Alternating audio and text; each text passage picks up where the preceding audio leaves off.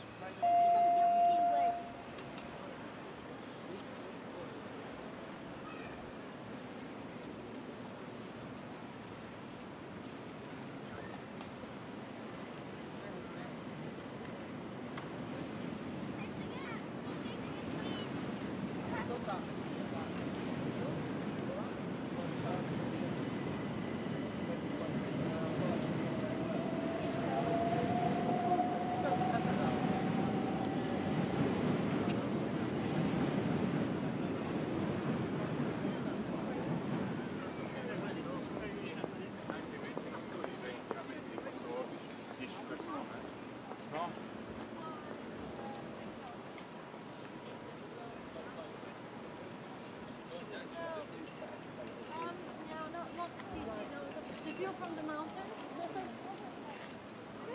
Which are? 'Cause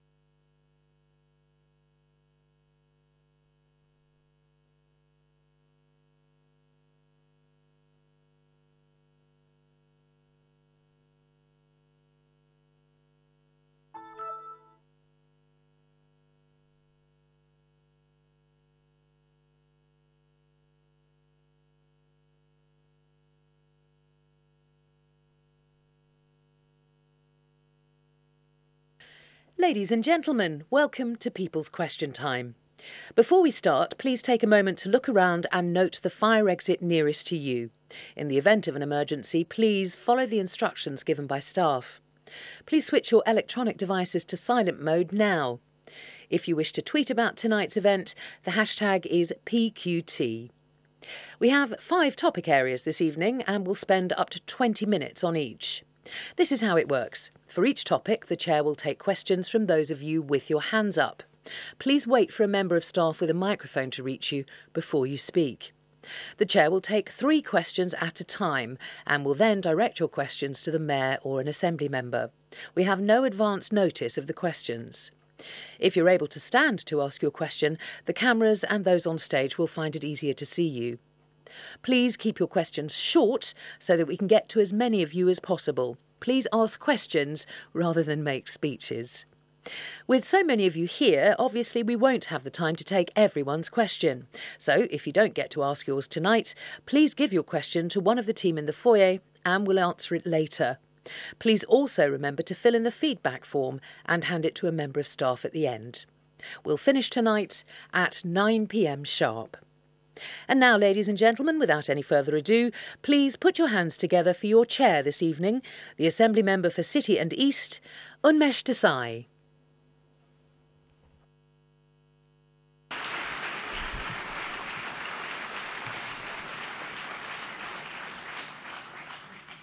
Thank you. Thank you for that warm welcome.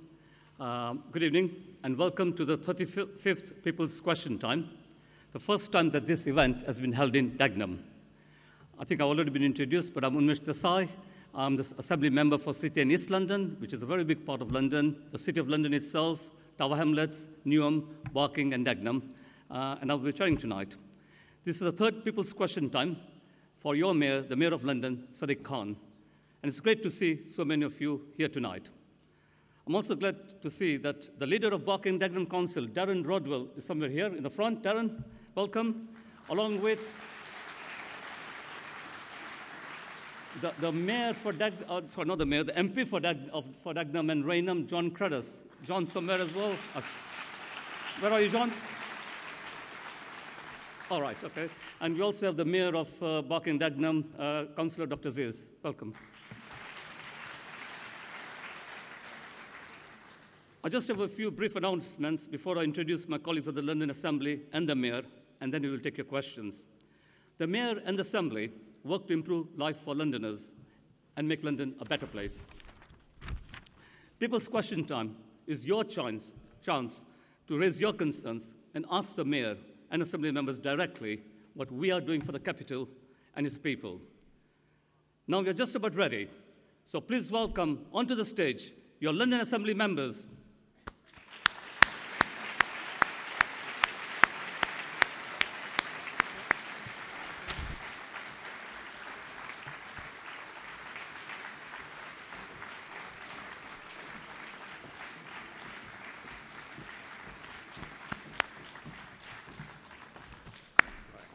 You're still coming?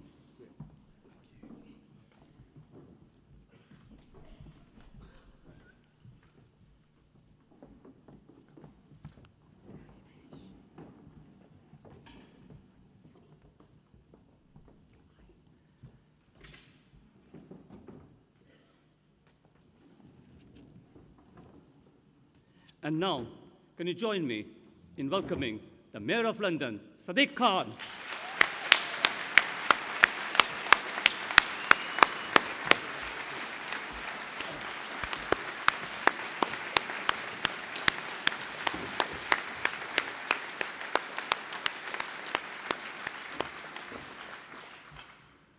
We will be taking questions on 5 topics: transport, safety, air quality and the environment, housing, and growing London's economy. There will also be a short section at the end for questions not covered by these topics. You have already been asked to keep your questions short so we can get to as many of you as possible. And we also ask the Mayor, very respectfully, and members to keep their answers short as well and to the point so we can fit in more. This is your show, folks. I want to get in as many questions as possible, and I'll try to be as fair as possible. I will try to get people from all sections of this hall. Please listen to the questions and answer with respect and dignity. Don't personalize it, and please do not heckle or disrupt the meeting. Your electronic devices should already be on silent mode. I'll check mine. And the same applies to the Mayor and Assembly members here on the stage. Before I introduce the Chair of the London Assembly and then the Mayor, can I just do something that I don't think has been done at the last 2 People's Question Time? I only got elected last May. This is all London People's Question Time. But can I actually ask the residents of Barking Dagenham to raise your hands so that way we can get a feel of the audience? And residents of City and East London, which is Barking Dagenham again. And Newham, I think there's lots of people from Newham, Tower Hamlets, and the City of London. There are 7,000 residents there. Well, thank you for that. And of course, all Londoners are welcome at this question time. So can I now ask the Chair of the London Assembly, my colleague Janet Arnold, to address you for up to 5 minutes. Janet, thank you.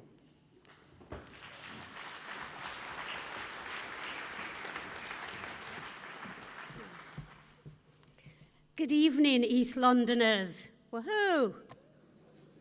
Don't you like being called East Londoners? Yeah? Okay, well, before I start, I would just ask you to put your hands together for your Assembly Member Umesh Desai. Thank you. Thank you.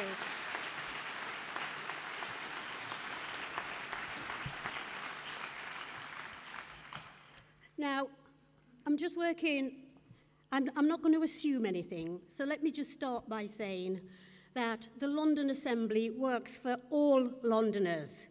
The 25 Assembly members are elected at the same time as the Mayor every 4 years.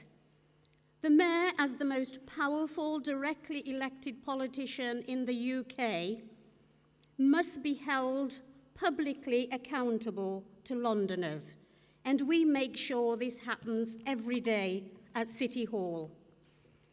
Just reflecting back on the last 6 months, which have been very busy in terms of our work, we have published 14 reports. They deal with a number of important issues relating to the way the Mayor of London spends your money and the policy choices he makes for you. Our aim is to produce quality reports, is to take a professional account to scrutiny, because we believe scrutiny matters. And you know what? If you are a good leader, you're not fearful of scrutiny. You appreciate scrutiny, and you use scrutiny to make your administration better. So we are always thankful that when we produce a report, it goes and it's directed to the Mayor of London, that we're now assured that he takes the time to look through our reports and take on appropriate recommendations. Our aim is to make a difference. So, for instance, let me just talk about a couple of the areas we're working on. On Grenfell Tower, we're looking at whether sprinklers should be retrofitted into all tall buildings in London.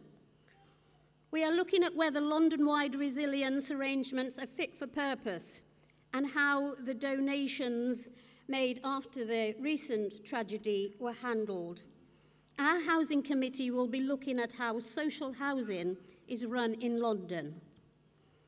Our work on the Garden Bridge contributed to Dame Margaret Hodge's review and the ultimate decision by the Mayor not to incur any further public funding. Our work on Brexit has fed into the Mayor's regular conversations with Secretary David Davis, including on matters such as the status of EU citizens in London and what is going to happen to the EU funding streams after Brexit. I know that they will be your concerns because this area benefits significantly from EU funding streams. The Budget Committee did a major piece of work on police funding, which has contributed to the debate that is now happening ahead of budget announcements. We undertook a major investigation into bus safety, highlighting a range of issues, including the safety risk that bus drivers encounter on a daily basis. The Planning Committee looked closely at a possible solution to the housing crisis, off-site built housing. You may know it as prefab, but these houses can be built quicker, they are quality homes, they're cheaper and more efficient for the capital. The Mayor has picked up this idea in his housing strategy. And we have launched a new campaign spearheaded by Assemblymember Duval to encourage MPs to support the concept of a domestic abusers register. Today we held the latest of our meetings in the scrutiny of the London Legacy Development Corporation. After that, we went into debate a number of motions, and myself and your Assembly member moved and seconded a motion about something that is so important to us all, and that is the unacceptable state about modern slavery, trafficking, and all the abuse that goes on in our city. It has to stop. Our motion called on the Mayor to ensure tackling modern-day slavery is a priority for his administration. So, finally, please keep up with our work by following us on Twitter at London Assembly and watching our meetings on YouTube. Thank you for joining us tonight here in Barking and Dagenham in this wonderful school, and we look forward to answering your questions this evening. Thank you. Thank you, Jeanette.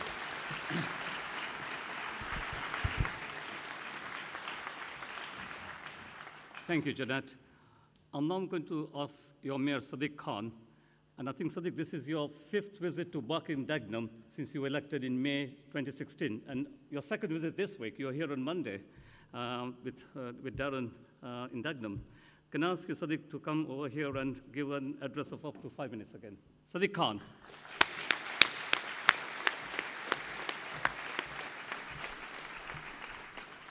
Thank you. Before I start, can I just thank Unmesh, not only for welcoming us here this evening, but for his work as a councillor since 1998, and for the fantastic job he's doing as an Assembly member. Unmesh has always championed. Well, you clearly know Unmesh has always championed the issues that matter to local people and has a track record of working to tackle crime and antisocial behaviour, something he's continued to pursue on the London Assembly. Unmesh, it's great to be back in your constituency. Thank you everyone for coming. It's great to be here in the People's Republic of Barking and Dagenham.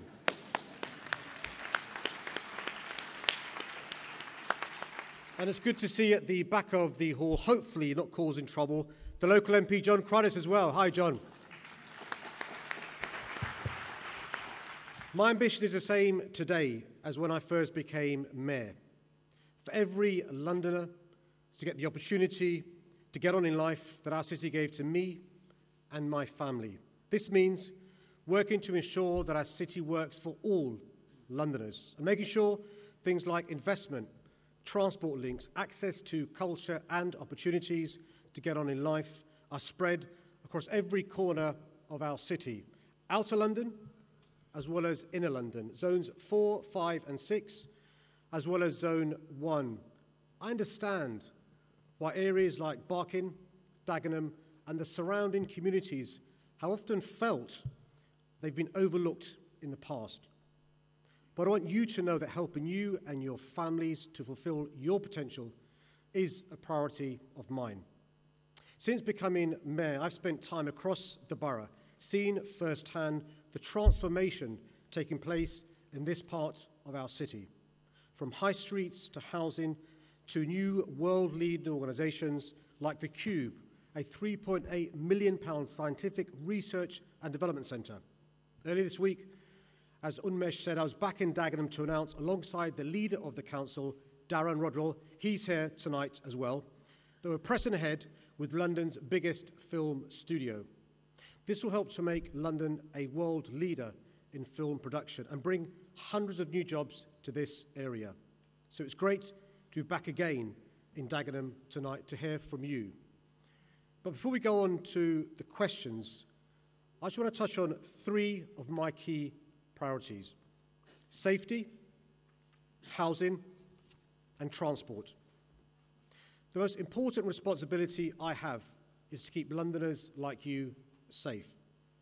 And as we continue to face an unprecedented terrorist threat, it's a tough part of my job. But we're lucky to have the best police force in the world, who've shown incredible bravery in recent months. I'm working with the Met every day to keep our city safe and to ensure we're prepared as possible. As part of this, I'm fighting tooth and nail to protect London's police budget. Our safety is being put at risk by the scale of the police funding crisis from the government. This is not scaremongering, it's simply the truth. I'm also restoring real neighbourhood policing here in Barking and Dagenham and across our city. I'm having to take tough decisions to shut down some front counters to keep police officer numbers as high as possible. But at the same time, I'm listening to local concerns and acting accordingly. To this end, I'm pleased to say today that Dagenham Police Station will now remain open. Secondly,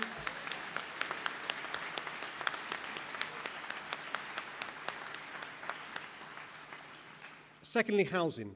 The housing crisis is not only contributing to the shocking cost of living in our city, but it's a massive social issue too, causing poverty, health inequalities, and growing inequality. I've been honest from the start. I can't promise to turn things around or clean up the mess overnight. It's going to be a marathon, not a sprint. But we've already made big steps in the right direction. For example, last September, I approved the plan for Barking Riverside. This has paved the way for up to 10,000 new homes in Barking, with a target of 50% being genuinely affordable. But there's no room for complacency. This is just the start of greater things to come. Thirdly, transport. It was simply unfair that fares had increased by more than 40% during the 8 years before I became mayor. So I've delivered a Transport for London fares freeze until 2020. I'm afraid I don't have the powers to freeze fares on travel cards and overground lines. But the government does. So I'm calling on them to freeze these fares too. If I can do it, why can't they? I hope this gives you an idea of some of the things we're delivering. And I look forward to discussing many of these over the course of tonight, from tackling air pollution to encouraging greater social integration. Let me end by saying this. There's much more to do, but we've made a good start, and I'm determined to keep up the pace of change. You know what? You have a bright future here with one of the highest proportions of young people in London. I met some of the students earlier this evening. We need to tap into this potential and to make sure everyone has the chance to get on in life. I look forward to answering your questions. Thank you. Thank you, Sadiq.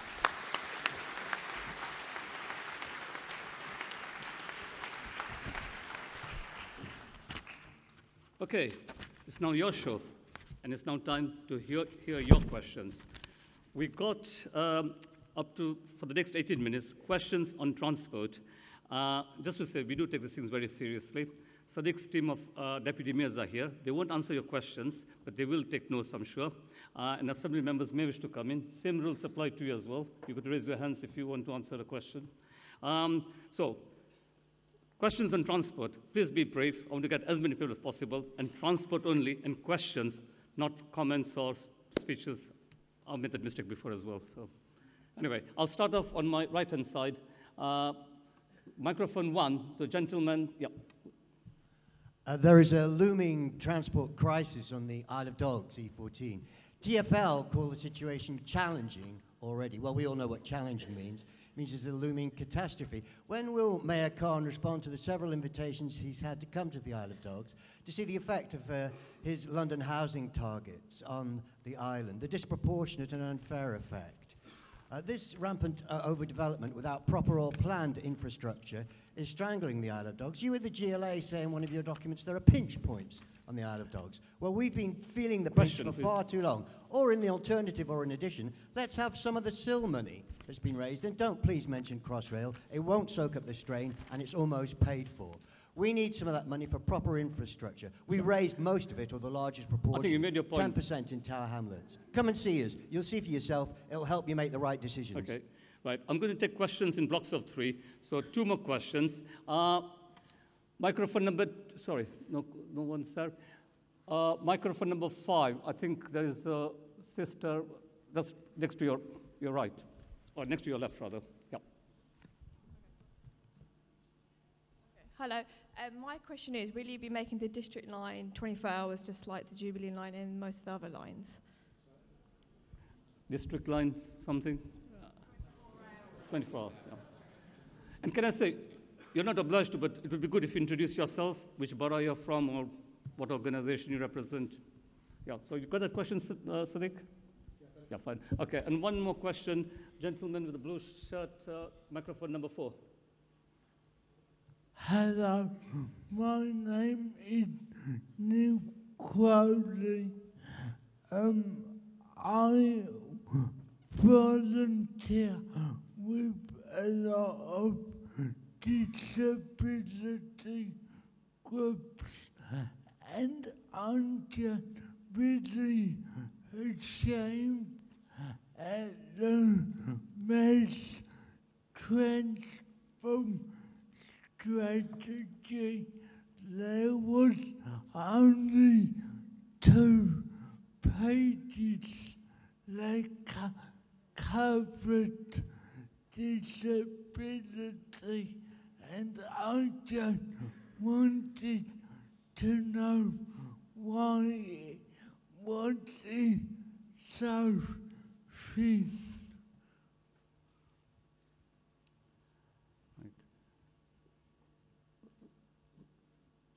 Sadiq, you.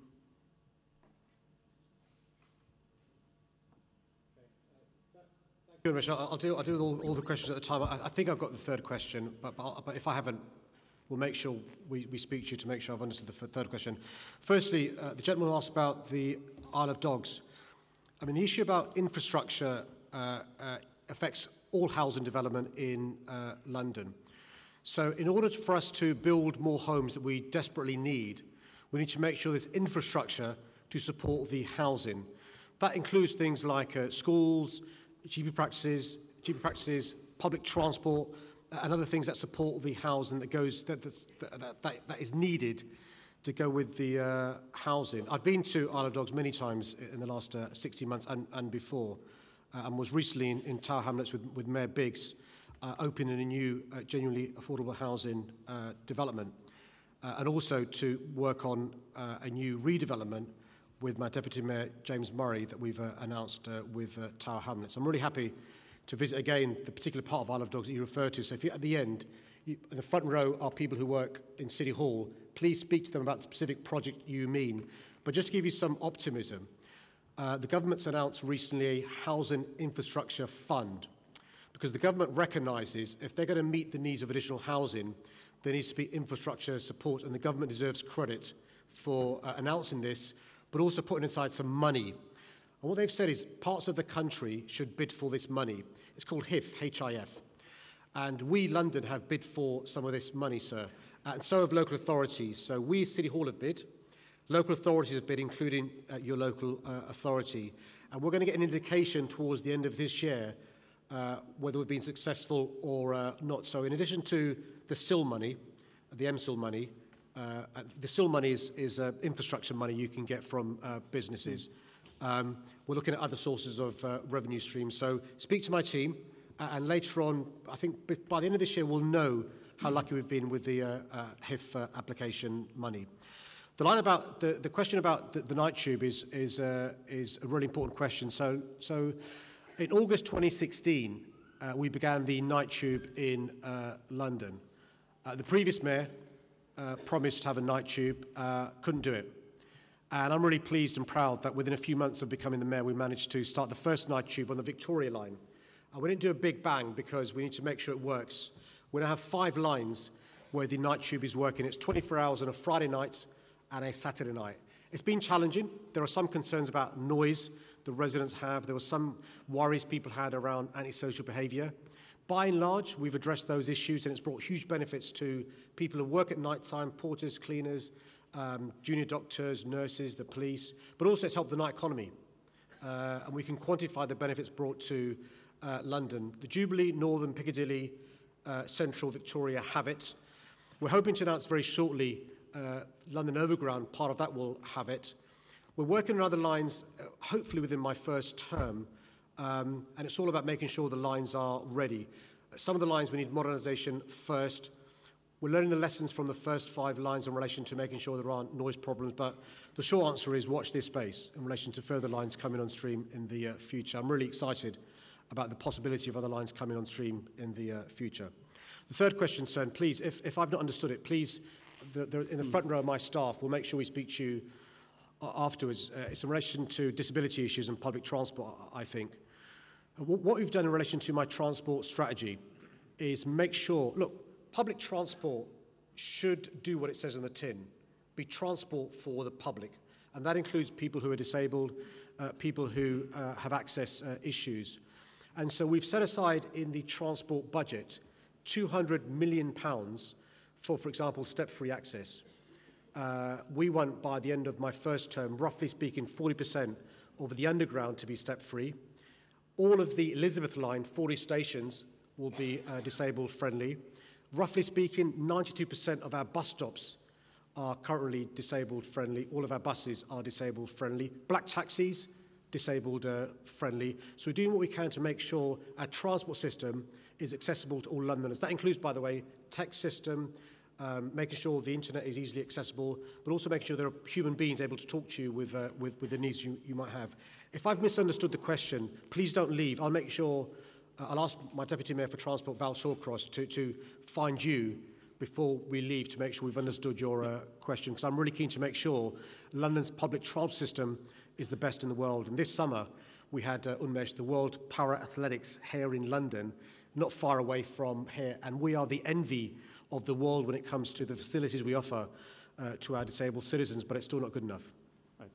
Assemblyman Pigeon, you indicated you were coming.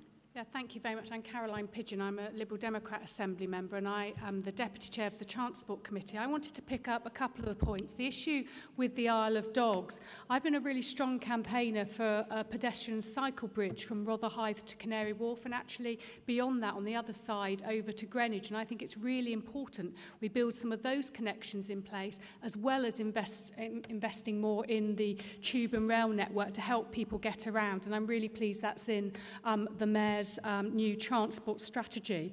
But across London, unless we keep investing in transport, we're going to see more and more overcrowding. And that's why projects such as Crossrail 2, which are so central to making sure the Northern Line doesn't seize up and some of the train lines that go into southwest London and down through the northeast. And we really need to get that investment. And that's a really huge amount of lobbying cross-party that we're doing to try to make sure that the government listens on that.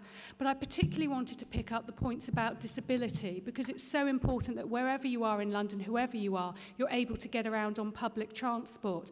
And I was so disappointed in the last year that the government deferred around 10 railway stations in London that were due to become step-free. They cancelled the programme and deferred it a few years. And I think that's a really bad sign when we need to make sure more of our stations are accessible.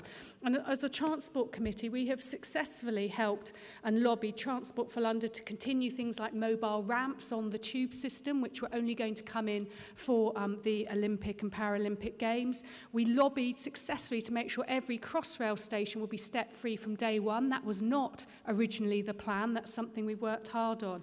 And personally, I did a lot of work around people with guide dogs weren't allowed on moving escalators in the past due to some ancient bylaw, and a huge amount of work to persuade the former mayor and DFT to change that to enable people to get around.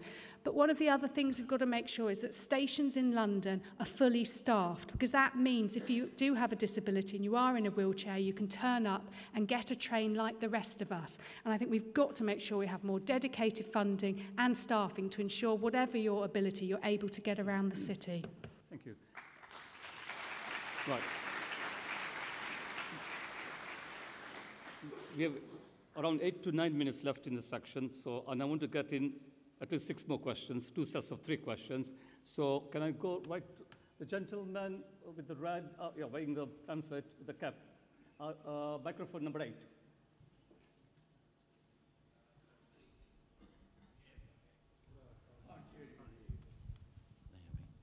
Can you hear me? Yeah. Okay. Good evening, Mr. Khan, Mayor of London. Good evening, Assembly members. I'd just like to say I'm a London taxi driver, and I find it absolutely disgraceful that we have been banned from Bank Junction. Can you get this reversed? Now, you talk about, access for the disabled. We supply the only wheelchair-accessible vehicle for people such as that gentleman, and we are being denied access to that junction and other bus lanes. Thank you. We've got a question. Gentleman here in front, microphone 1. Hello, my name is Usman Mohammed. I'm from the United States, Boston. I'm doing market research for my company. Ahmad Driver is a small private ride-sharing service that has complex public safety features that have not yet been used in other companies. So my question is, for Mr. Khan, would you please tell us what did the Uber and Taxify do wrong to lose their license, number one, and what could they have done in future to correct it? And lastly, if you were to advise a new company that would come out, what would your advice be? And my last question is that private hire license new requirement. Right, come on. Sorry, second. The sister, is it what, purple? Yeah. It's microphone number 3.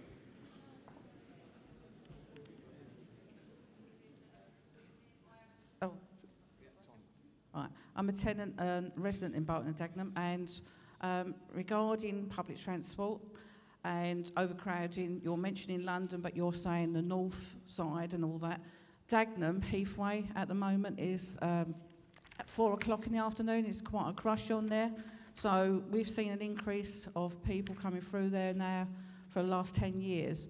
And when we're saying about disabilities, there is no manual workers at the front there. So how are anyone from Dagenham being able to get on the transport? So that really needs to be looked at when you're saying that. Thank you.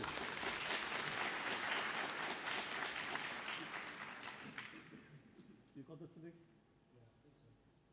Okay, firstly, the first question from the black taxi driver, which is linked to the second question for somebody who's got an interest in private hire vehicles and Uber and Taxify. Clearly, I can't win. The black taxi drivers are not happy, nor are the Uber drivers. I must be doing something right. Can I just do this? Look, I see 2 seats behind you, Steve McNamara, who represents the LTDA. And I'm sure if he was being honest, he would accept that the plan that I published last year is looking forward to a flourishing black taxi business in London. We've increased the number of bus lanes that black taxis can drive in. We've increased the number of cab ranks for the first time in a long period of time. We've increased the number of compliance officers taking action against unlicensed private hire vehicles. and those doing things they shouldn't be doing from private hire vehicles. We've increased the amount of money black taxis receive to move from diesel to the zero-emission black taxis. Some of this, by the way, is us negotiating with councils. We're not in charge of the roads that are in the 33 boroughs to a large extent. We're in charge of the TfL roads, but we work with the councils who are in charge of some of the bus lanes and some of the junctions. The one you refer to, of course, you'll be well aware, as somebody sitting just in front of Steve McNamara, that's a City of London junction, but I'm sure they're hearing what you're saying. I'm sure they're watching live streaming as we speak, and I'm sure Steve McNamara will email City of London tomorrow to remind them what you said tonight. But I'm doing what I can to help the black taxi trade, because you're right. You're a crucial part of public transport in London. You're iconic. You're very important. You are accessible to those who are disabled, and I want you to have a bright future going forward, sir. The question here, which was 17 questions in one, from our friend from America. So look, Usman, the decision by TfL as the regulator to not give the license to Uber was one based on the concerns they have around safety and security. And to answer your question, what Uber needs to do is to persuade TfL that they are going to make sure they address the 4 reasons, not one, 4 reasons TfL gave to refuse their license. And Taxify, of course, will also know the position in relation to the reasons why their license wasn't granted to them. We want a flourishing taxi and a private hire vehicle trade in London that's safe, that's secure, and that also treats everyone with the dignity they deserve. The question that the woman asked around Dagenham Heathway Underground Station, there has been a concern in relation to the changes made by the previous mayor in relation to Fit for the Future, removing staff from some of the stations. What I did was I got an independent body, Travel Watch, to look at the closures of ticket offices, the reduction in the number of staff, and to make a recommendation to me in relation to the changes made by the previous mayor. They made a number of recommendations. I've taken on board all the recommendations and added some extra resources to make sure we can have the maximum number of staff for the stations across London, because for the reasons Caroline alluded to, actually you can't beat human beings being present on stations to help people. There are challenges in relation to the fact that the government has reduced the amount of money we receive from central government. We are the only public transport system in Europe that's not subsidised by central government, and we've got to make sure that with the cuts made from central government we can balance the books. I want to make sure public transport is accessible, affordable and safe. But we are doing what we can to make sure we've got the right number of staff across public transport, which is why I undertook asked Travel Watch to undertake the review. Thank you. Assemblymember Russell.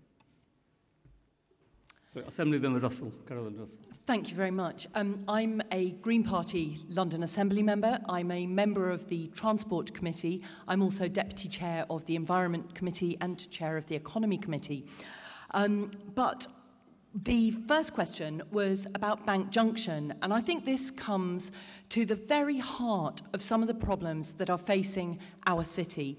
We travelled over here today in a minibus from City Hall, and we sat in very, very slow-moving traffic on felt like a 4 or 5 lane road that was bringing us here.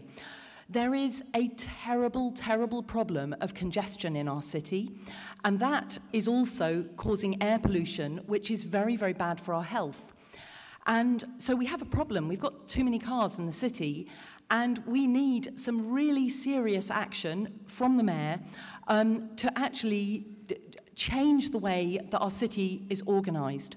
So I understand why in the City of London they have banned traffic, apart from buses and bicycles and people who are walking, from Bank Junction.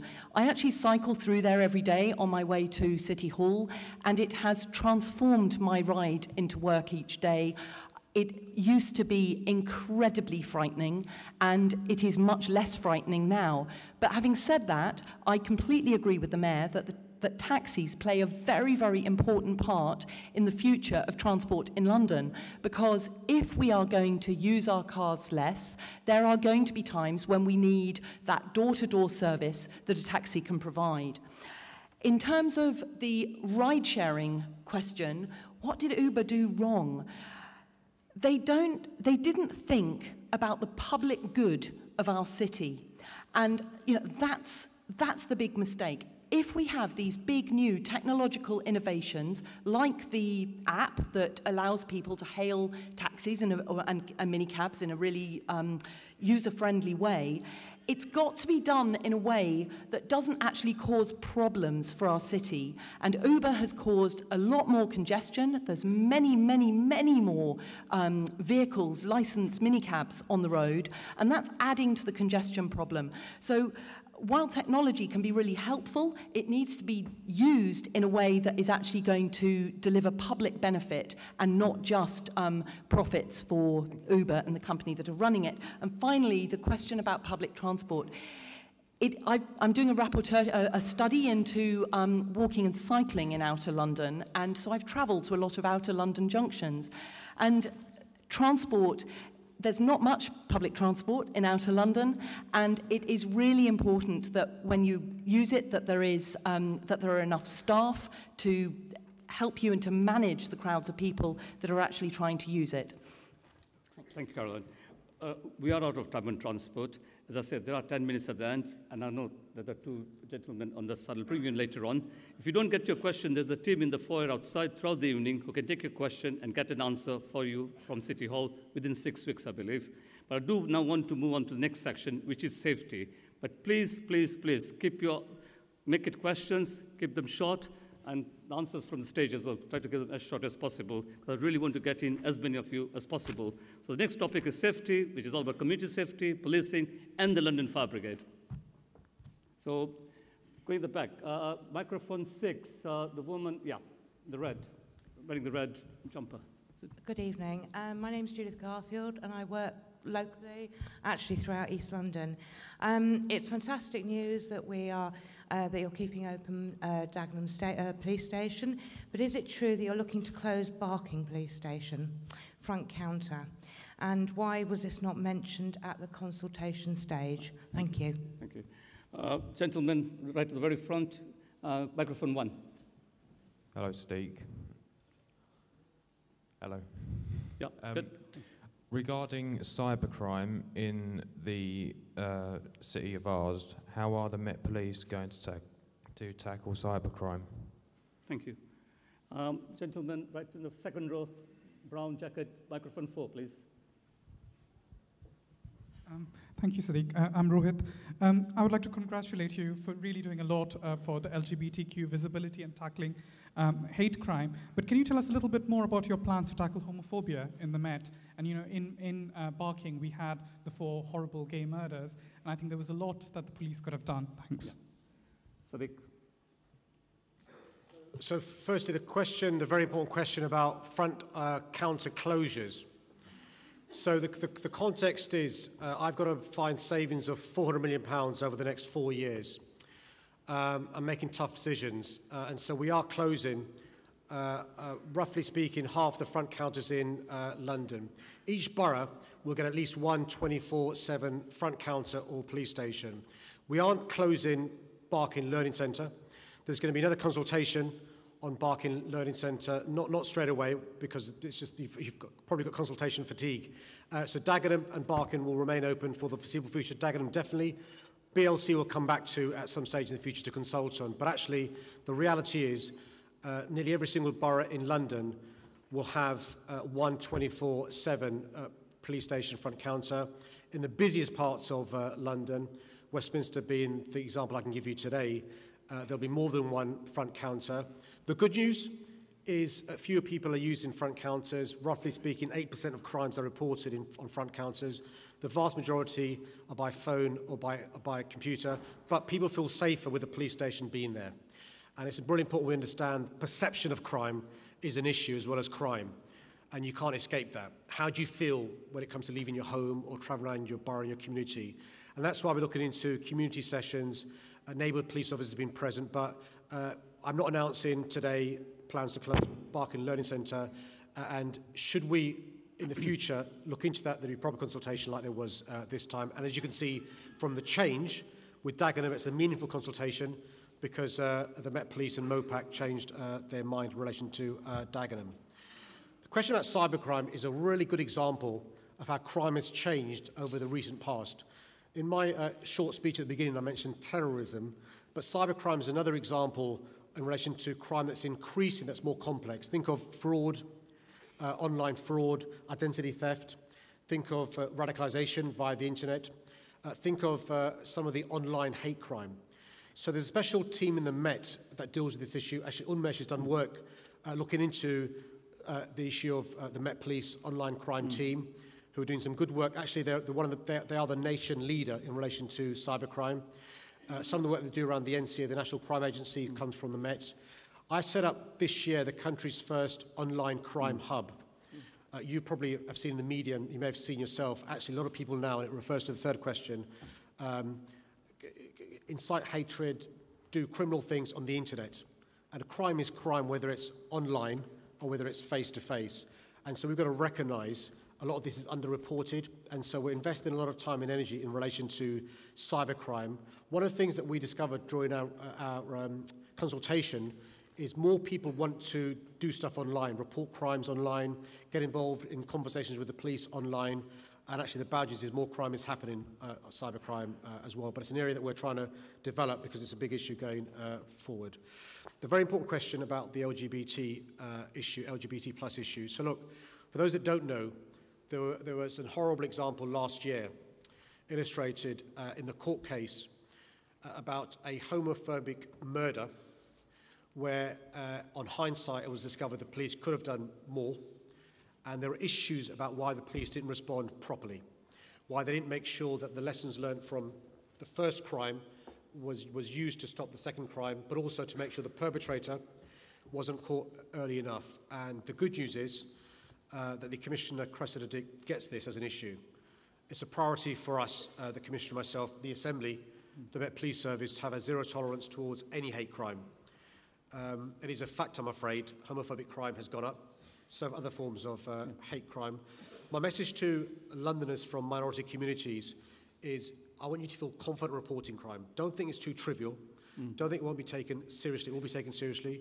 I've got a commitment from the Commissioner, the most senior police officer in the country, that will be taken seriously, but also a commitment from the Commissioner, the Deputy Mayor for Policing and Crime, Sophie Linden, and others in the Police Service, that the lessons will be learned. And it's a sobering exercise, because these are recent incidents, recent responses from the police that simply weren't good enough.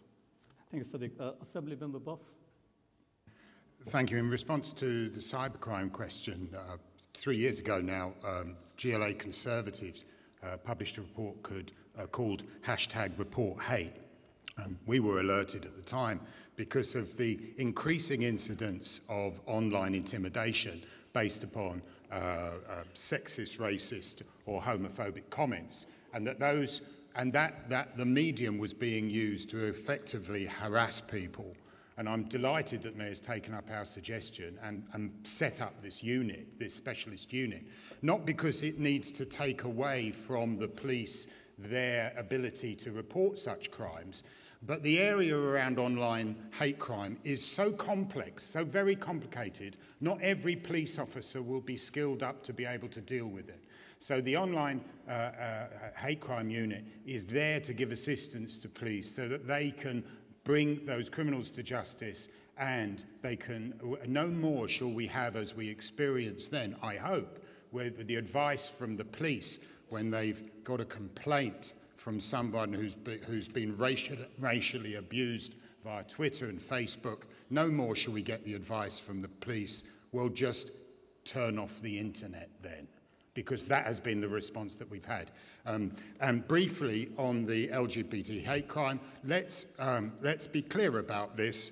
The Barking police dealt with those cases with staggering incompetence. Absolutely staggering incompetence. And I want to know that we are satisfied that changes have taken place at Barking Police so that can never, ever happen again, because that was a direct example of homophobic judgments being made by police officers, and as a result, lives were lost. Okay.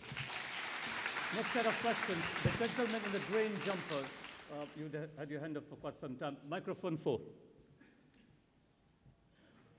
Good evening, Mr. Chairman. My name is John Collins. I'm a Dagenham resident, and the question I'd like to pose to the Mayor, it's my understanding that you, sir, are going to impose road pricing on us motorists. Now, we are the most taxed people in the world. Thank you. The sister right at the back with glasses. Yeah, you with the yellow microphone, number 5. I'm trying to get a balanced sort of question. Good evening. My name is Sakina. I'm a pharmacist and a local resident. I'm just wondering about the recent news that toxic air and pollution levels have reached an all-time high. Hold on. Is a question about the environment? Yeah, safety.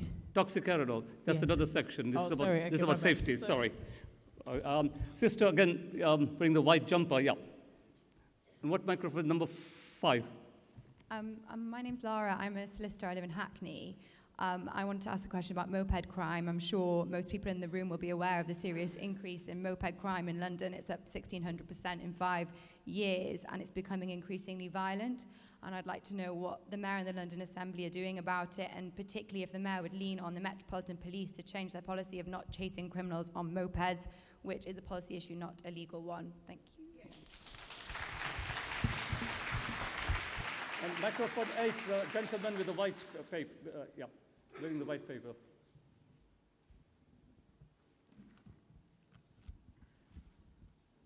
Mr. Mayor, Chairman and Assembly members, thanks for your time, thanks for coming down today. My name is Trevor Mckeever. I live in that little blob on the end called Havering. I was served as a London fireman for 30 years, all which was frontline operational service.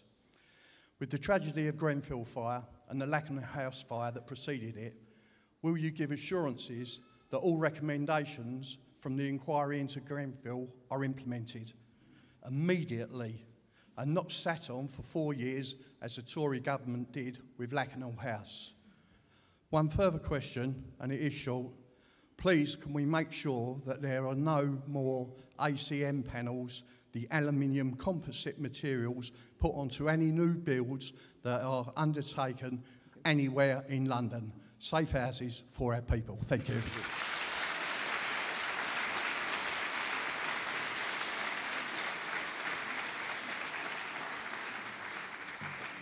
So, the first question from John, I think, was on road pricing, asking me not to introduce road pricing.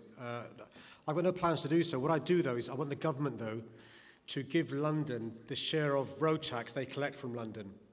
What happens is the Treasury collects VED, vehicle excise duty, from London and doesn't spend it in London.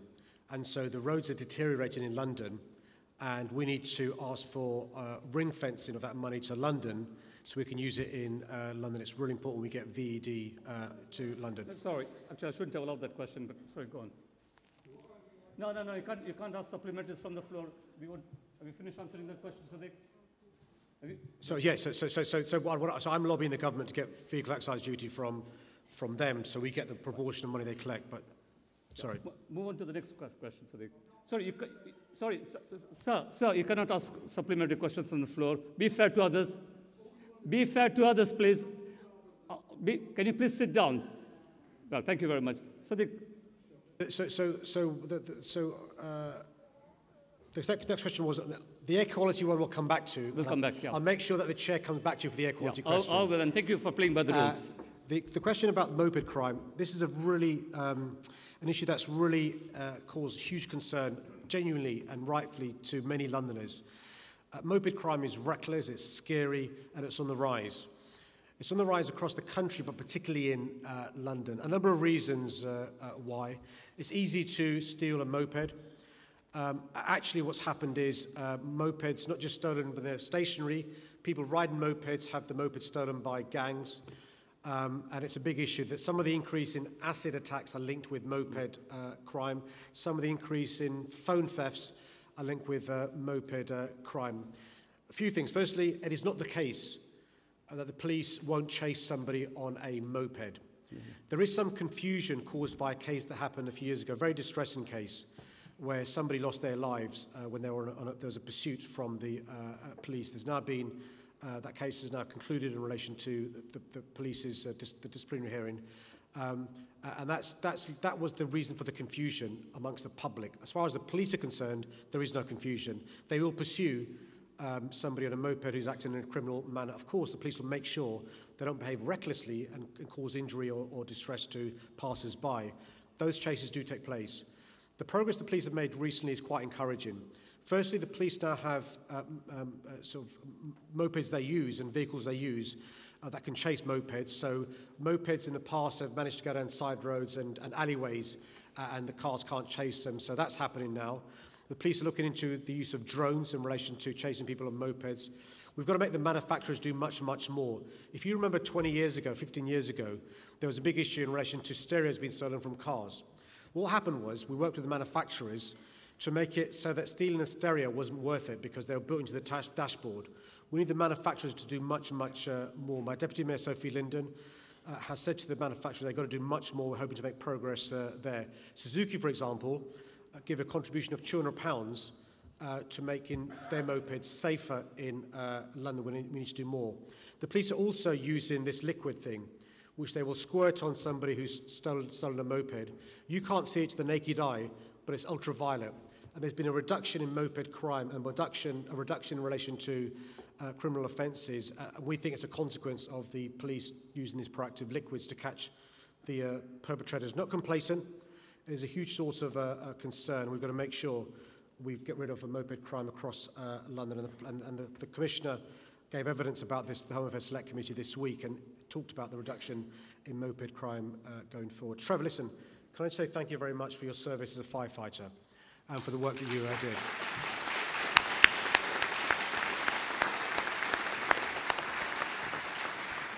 You know, like our police officers and, you know, a firefighter literally goes to work in the daytime whenever their shift begins and literally take risks with their life to keep the rest of us safe.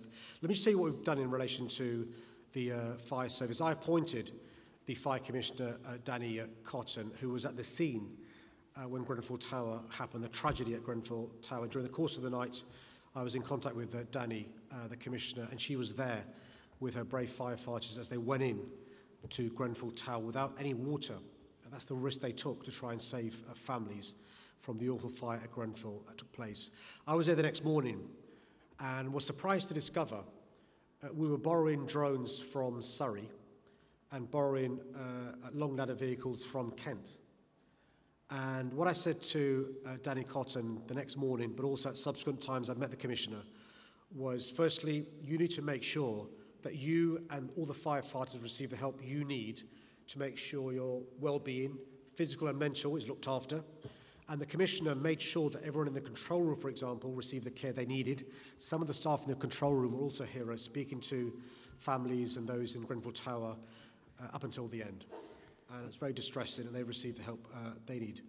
But I also said to the Commissioner, let me know what you need to make sure you have the tools to keep our city safe, because my views are quite simple. We have a social contract with firefighters, and by the way, the police service too. And what it basically says is this. You agree to, in the line of duty, take risks with your personal well-being and personal safety, but the quid pro quo has got to be, we provide you with the equipment. We can't expect you and admire you for taking risks that you don't have the right equipment. So I said to Danny Cotton, let me know what the fire service needs to make sure firefighters have the equipment you need. And she came back very swiftly, as she should have done, with a list of things she thinks that a fire brigade needs. I then said to the Home Secretary, who's in charge of this, can you please pay for the stuff that we need? And she said no. So what I've done is use the money in reserves.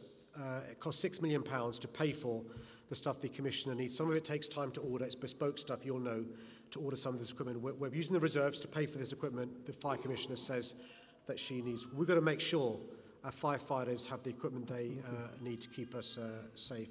Your question in relation to lessons learned is the one that is the most upsetting, because Grenfell Tower isn't the first tower to catch fire. And lessons learned from the fire in Southwark, recommendations are made by the coroner in the inquest in relation to that fire haven't been learned. There wasn't the review of building regulations. There wasn't the changes made that should have been made in relation to the sprinklers, in relation to some of the other issues that you know about. The government has now said there's going to be a review of the regulations. The government has now said the advisory group's going to make recommendations. I've said to the government and the public inquiry chair, read the recommendations now, not in 3 years' time. Yeah. So we're doing what we can in London. The London Fire Brigade has carried out an inspection with local authorities of the various tower blocks across London. The good news is, in Barking and Dagenham, there isn't any ACM council building. Darren Rodwell is here tonight. They've done all the checks they need to do. The council is willing to put in sprinklers if they get support from central government. I've got to tell you this, councils are cash starved. They simply can't afford to pay for sprinklers to be retrofitted. They need support from central government. I'm supporting councils across London to do that. We've got to make sure the lessons are learned from Grenfell Tower. And when you meet some of the bereaved families from Grenfell Tower, when you meet some of the people affected in that part of the community, there are 3 things they want. They want to find out how their loved ones passed away. They want to know what happened. They want to make sure justice is done. Those responsible are brought to book. But thirdly, they want to make sure never again. And we have a responsibility as the Mayor and the Assembly, and I know the Assembly are with me here, to make sure never again.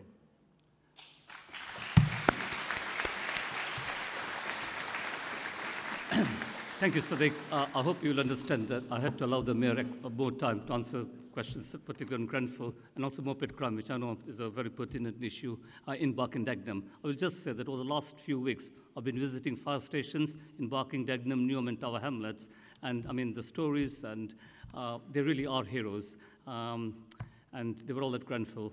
But I'm going to 3 questions, only 3 very short questions and hopefully short answers. The sister at the back, the white glasses, yeah, microphone number 8.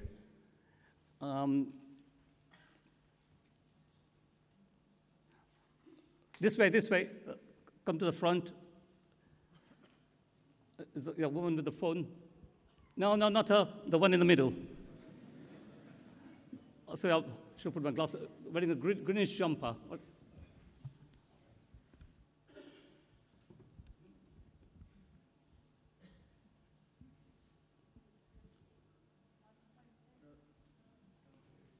That's microphone 6. Can you hear me now? Okay. Yeah, we can. And my name is Barika. I'm from Indonesia. I'm a resident of Charlton, and I'm representing foreigner students in London. I appreciate you and everyone in the office who have made the transport in London very easy. However, one of my friends, she is a female, she has experienced verbal harassment from the taxi driver while using the local taxi service. Is this something we can report, and if yes, where? Thank you. Okay, gentleman here in the front, the white shirt and black jacket. Microphone 1. I'm from Anti-Knife UK, and I'd like to ask the Mayor, does he actually know how many Londoners have been killed this year? You said this morning 33 young lives. It's actually 75 lives. What are you going to do to try and break down on knife crime and reduce it? Fine. And one final question. The sister with the white cardigan, microphone number 2.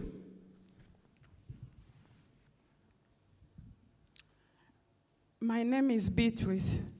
I'm from Dagenham village. My son was stabbed last year, November, and he died.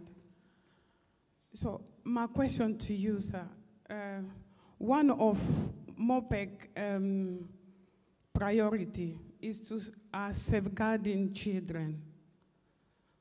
My son Diran was a victim of knife crime, and then funding for being promised for youth activity, because we see our youth, they are not busy enough to do something. What will my son's legacy be, please? Thank you.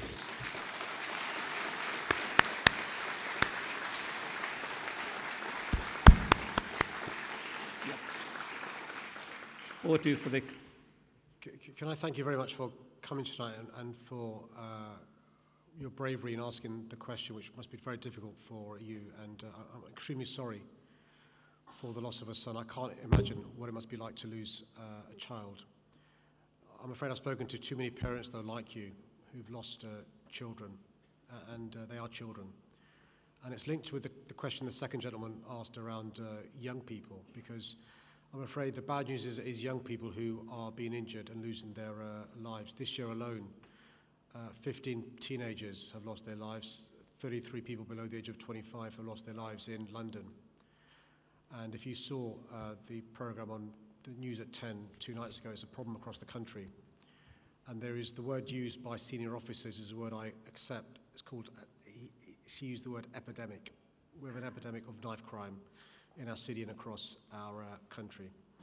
There are a number of things we're doing to try and tackle this. Firstly, I can't pretend there is any one single thing that will reduce or stop knife crime. It's a variety of things that we'll need to do to stop knife crime. There's an interesting phrase that I like. It says, it takes a village to raise a child. I think it will take a village to solve the issue of knife crime. The police are doing what they can on the enforcement side. There's an operation they're doing called Operation Scepter to stop and search, to arrest, to sweep knives, to stop young people carrying knives, tougher sentences from the courts. But the police by themselves aren't going to solve this.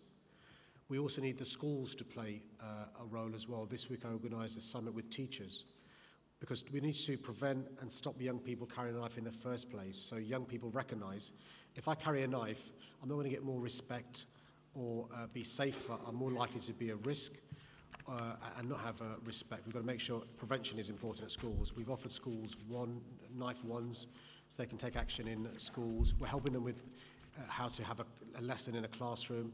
We're working with civic leaders. We're funding, strategies away from gangs for young people.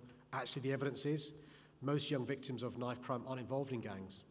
And so we assume it's to do with gangs. Some of it is, but a lot of it isn't. And the honest answer is this is a problem that's affecting the entire country, and we need to have a solution that involves everyone. Civic society, faith leaders, schools, parents, big brothers, big sisters, the police, politicians all have a role to play. One of the things I'm hoping to do is work with young artists and people who young people look up to. If I'm honest with you, as much as I think young people look up to me and listen to me, my street cred amongst young people isn't as much as I'd like to think it is. And so we need people who've got respect of young people to talk to them. That could be people involved in knife crime. That could be music artists. So it's a complex issue, and what I'd like to do at the end is I'm going to come back down here at the end. If you wouldn't mind coming to the front so I can speak to you and take your details, because I think often bereaved families can teach us so much about how we address this issue. Look, the second question was linked with this in relation to, Anti-Knife UK. The reason why I focus on young people is not to disrespect older victims of knife crime, but it's because it's really important to recognise there's an epidemic amongst young people. And I understand there's a big issue amongst knife crime generally. So we're taking action to stop, shops selling knives to young people. We're trying to take action amongst the internet to stop selling these zombie knives. But look, the police have been quite successful in stopping people using guns. Guns are difficult to get hold of. Ammunition difficult to get hold of. But actually knives are really easy. All of us have in our homes knives. And so what we're going to do is stop young people thinking it's okay to carry a knife. It's safe to carry a knife. It gives us more respect. That's what we're trying to do. One of the explanations, by the way, given from the experts in the increase of acid attacks is displacement. People go from guns to knives and now acid. And so one of the things local MPs here and politicians are lobbying for is a change in the law. So just like it's against the law to carry a knife, it should be against the law to carry acid. Sorry, no interruptions. We are seriously running out of time. Sorry, the mayor. No, the mayor is answering the question. So no, please. Please show him some respect, and also the audience as well. I need to get more questions. Carry on. And linked with a question from the mum was around youth services. We have seen. But I'm not saying this is the sole reason, but we have seen a massive reduction in youth services and youth clubs over the last few years. And the vast, vast, vast majority of young people are a credit to themselves, their families, their schools, and to London. But if you're not doing constructive things and you're hanging around street corners, sometimes you may inadvertently get involved in things that you shouldn't get involved in. The first question was in relation to harassment from taxi drivers, I think, what the student asked. So where's one of the gentleman at the front who asked a question about Uber. One of the 4 reasons for refusing the licence by Transport for London was a failure by Uber to report to the police when allegations of criminality have been made against Uber drivers. And there is a responsibility on private hire vehicle operators when users report crimes to them to report it to the police. If you yourselves have been the victim of verbal abuse or a crime, please report it to the minicab, the operator, the taxi operator, also to Transport for London and to the police. It's really important we take action to stop criminality in private hire vehicles or in other forms of public transport. Assembly Member Sean Bailey, and can you be as brief as possible, Sean? Just to be brief, just to address the mother who talked about knife crime, I'm really sorry for your loss, and most of what the Mayor has said is correct, and he does have a nice strategy, and he's looking in the right direction, I believe. It has a few holes. There's been a lot of talk about youth work. I've been a youth worker for over 26 years. The most effective thing the Mayor can do around youth work is family work. It is families who train children how they conduct themselves. And where the Mayor is right, he talks about a village. If he's to spend any money on this, he'll get £10 back from family work for every half-pence he puts in, because you need to equip parents and communities in order to deal with knife crime, not so much youth work. Okay, thank you. We now move on to the third section, air quality and environment. Again, same procedure. Questions. I'm going to go to the sister right at the end who started asking the question about air quality in the crime section. Microphone number 5, please. Thank you. It was just my concern about toxic air and the pollution levels now breaching global safety limits, and research has linked it to previous governments that were promoting diesel cars. So are there any plans or have you got any plans to implement any measures to tackle that? Thank you. Microphone 4 to the gentleman with the striped shirt. Hello. My name is Herman. Mr. Mayor, you launched your T-charge recently. It's a commitment of your tackling the air pollution. I took the Northern Line every day. But I read on the news that the air pollution in the Northern Line is 12 times higher than any other tube line. So how do you tackle the air pollution inside the tube? Thank you so much. Thank you. And one more question. Gentleman, microphone 2, the green cardigan. Yep. Hi, my name's Ralph Hardwick. I live on the Isle of Dogs. The PLA are predicting that NOx emissions from vessels on the Thames are going to get 15% worse.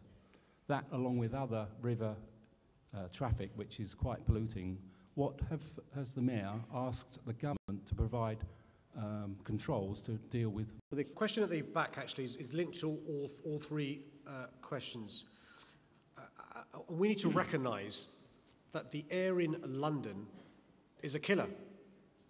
Each year in London, just think about this, more than 9,000 Londoners die prematurely because of our air.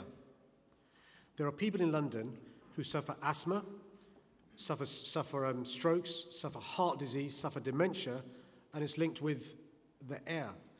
And it's shocking. The World Health Organization, the United Nations, has a recommendation of what should be air limits. And not just one part of London, all of London is in breach of the United Nations limit.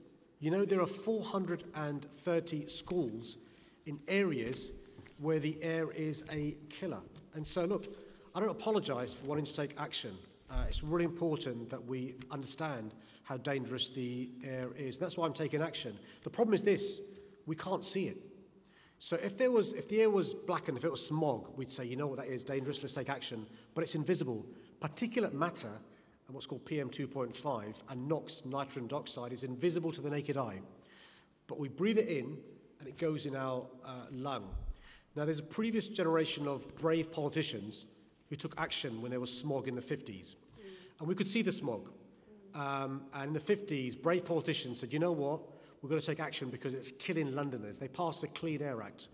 And it meant that power stations weren't in the centres of city, they were on the outskirts. It meant that sulfur dioxide, which was the poison then, was cleaned up and removed. And we need basically a Clean Air Act for the 21st century. But I'm not willing to wait for the government to take action. I want to take action now, which is why we've got a comprehensive package. As Caroline said, encouraging more people to walk and cycle, encouraging more people to use public transport, getting people to move away from the stuff that pollutes our air. But you know what? You're right. Because a previous generation of politicians, people like me, said to people like you know what? Petrol is bad. Petrol is bad because of the carbon emissions, the greenhouse emissions. Move away from petrol to diesel. And they were partly right, because diesel has less carbon emission, less greenhouse gases than petrol. The problem is diesel has more particulate matters and NOx. So we've got to help these people move away from diesel. And that's why we need a diesel scrappage scheme, because it's poor Londoners, it's small businesses, and it's charities who have diesel vehicles. So I'm saying to the government, there's a budget taking place on November the 22nd. You should have a diesel scrappage scheme to help poorer families, businesses, and charities move away from diesel to cleaner forms of transport. Because what we don't want is people moving back from diesel to petrol. That would be silly, because there'd be a problem with greenhouse emissions. The second question was a really, really good question, which is, look, I'm trying to be good and using public transport, and now I discover public transport is dangerous. And he's right. So we've discovered that the Northern Line, which is one of the oldest undergrounds in the world, it's about 150 years old. Over a period of time, there's bad stuff down there. I don't just mean the rats and the mice. I mean the stuff you can't see. And so we're trying to clean that up. And we're using some really exciting technology to clean up the air in our underground. Some of the subsurface trains are better, but some of the deep surface trains are a problem. And so we're using the best technology in the world to try and clean up the air in London, to make sure that public transport is as clean as it possibly can be. One of the things I'm trying to do, though, is let you have the information. I'm not one of those mayors who hides things away, who buries report. I think transparency is really important. So I've introduced air quality alerts. You should know when the air is bad so you can take action to protect yourself if you suffer from asthma. For those of you that suffer from hay fever, you know when there's a high pollen alert. So you can take action to keep yourself less disrupted by the high pollen count. Similarly, I want you to have the information in relation to pollution, not just on the roads and the air, but also public transport as well. It's really, really important. The third question demonstrates why we need action in relation to a Clean Air Act. You're absolutely right, sir. So just to give you an idea of the scale of the challenge, basically half of the bad air is caused by our roads. So half of it's caused by transport. Coaches, lorry, buses, cars, minibuses, vans on the road. And I'm doing what I can to reduce that. The policies that I've announced, T-charge, the ultra-low emission zone, which I hope to announce soon, that will lead to, we think, half of the NOx being reduced by 2020, by the time of the next mayoral election. But it still leaves the other half with no action taken at all. The bad news, I've got no power over the River Thames. I've got no power over construction. I've got very little power over housing. So I'm saying to the government, look, you should, when you do a new Clean Air Act for the 21st century, devolve to mayors and regions the powers and resources to take action, because you're right. There are diesel boats and ships going on the River Thames. There are generators off the River Thames, which I've got no power over, which are putting out this bad stuff, the NOx and the particulate matter. The good news, the Port of London Authority and others are now starting to take it as an issue. So Val Shawcross, my Deputy Mayor for Transport, is like the ringmaster, bringing people together and saying, look, we may have no powers, but using the pulpit of City Hall, can we convene and persuade you to do things to clean up the air in London? I need your support.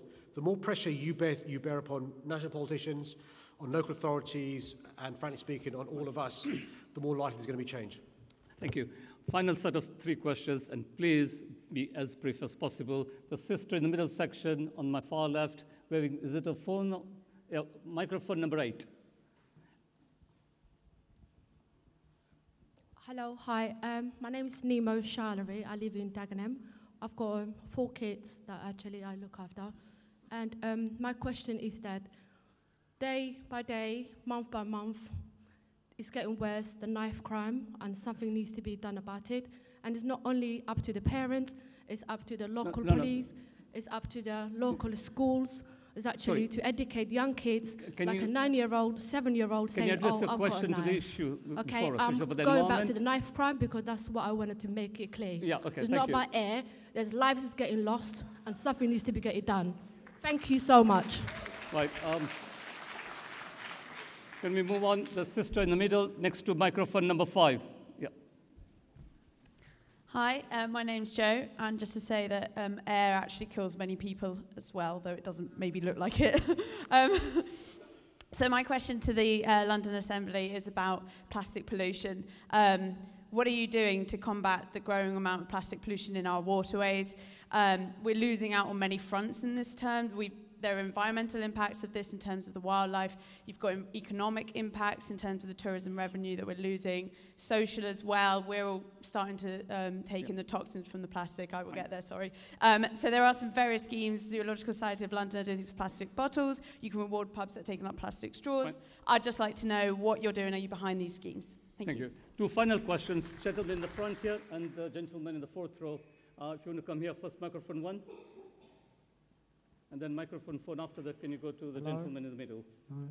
And please be as brief as possible again. I want to ask a question regarding working class areas and public spaces, as it seems that parks and public spaces are more neglected compared to parks in richer boroughs or areas. I wondered how you would tackle this, as I feel like I live in Barking and Dagenham, our parks are really neglected. Thank you.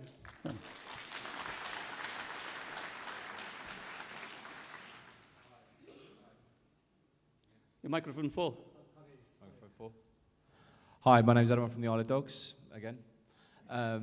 We see a real lack of green spaces in London, and I just want to know what are you doing to encourage the creation of more green spaces, more green parks, and access areas for families to play, go out and enjoy London and the wonderful places we have. Right. Sadiq, if you want to respond as briefly as possible, and then I want to bring in Assembly Member Leonie Cooper. Sadiq, if you want to kick off. Okay, so in relation, Joe, in relation to your question on plastic, I'm going to let Leonie Cooper answer this, because when Jeanette Arnold, the chair, was talking about the role of the Assembly, Leonie's committee is a good example of the pressure they bring to me to take action. They've just done a report on this area, so I'm going to let Leonie answer the question, because they're putting lots of pressure on me to take action, which I will do, but I'll let Leonie explain the pressure she's bringing to bear and her committee on me. In relation to, I know it was out of order, but I do want to mention the knife crime issue. I know it's not the knife crime section, but can I just say, in relation to your concerns as a parent, I understand those concerns. I've got 2 teenage children as well, and I understand the concerns you have about your children. And one of the things we are doing is, Sean Bailey's absolutely right, of course he's right in relation to the role of the family, but there are some young people whose family aren't able to give them the advice and support that many of us were lucky to have. And so that's why we're having an increased amount of school safety officers. And we want young people, when they go to school, because most people spend most of their time in schools, primary schools, secondary schools, pupil referral units, to receive guidance and advice from teachers, from sometimes people they respect, role models, but also school safety officers. And so we are taking very seriously our responsibility as the village that helps raise your family, the role we have to make sure your 4 children are safe. And that's a responsibility we all take seriously as people who love our city and love young people. The question asked about, firstly, can I just ask you to show your appreciation to a 6th form student who asked me a question just now in the front. Well done for asking that question.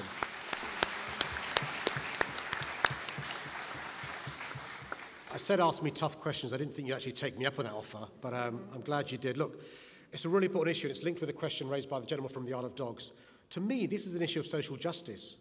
Actually, the people who suffer the most from the bad air are the poorest. It's a fact. The schools which are in the areas with the worst air are in the most deprived areas. An amazing stat, which is more than 80% of the children who go to the schools which has the worst air are on free school meals. So it's an issue of social justice, and you will know from GCSE biology that the more green we have, the more trees we plant. Photosynthesis means it takes in the bad stuff, the carbon dioxide, and pumps out the good stuff, oxygen. So we've got a plan. Shirley Rodriguez, who's my Deputy Mayor for Environment and Energy, has got £9 million worth of money And we're saying to communities and schools and groups, bid for this money to green areas. It could be to plant trees. It could be to have green corridors. We're making sure the new buildings we have green roofs. Really important, green walls. Roughly speaking, 40–45% of London is green, but not in the poorest parts of London, not in the most deprived parts of London. And so we've got to make sure the dense parts of London benefit from green areas. So the first tranche is £1 million. So go to the website and look at this, see if you can bid with your community for this funding, because we've got to make sure that we not just don't build in the green belt, we've got to keep what we've got, but we want to have more as well. You know, it's an amazing fact. We could double the density of homes in London and still be less dense in Paris. So I don't buy we've got to build in green belts to meet the housing crisis. We can keep the green we've got, have some more, and meet the needs of Londoners. Thanks, Sadiq. Member Cooper.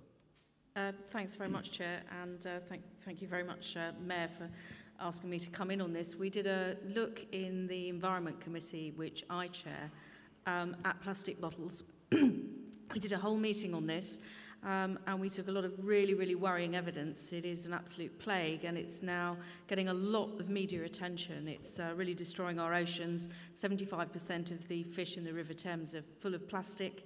So every time we eat fish, we might be eating plastic. It's horrible. And we came up with a series of recommendations. I think I'm about to have a Theresa May moment and start coughing. I know, I have. I'm just waiting for my P45. Kidding.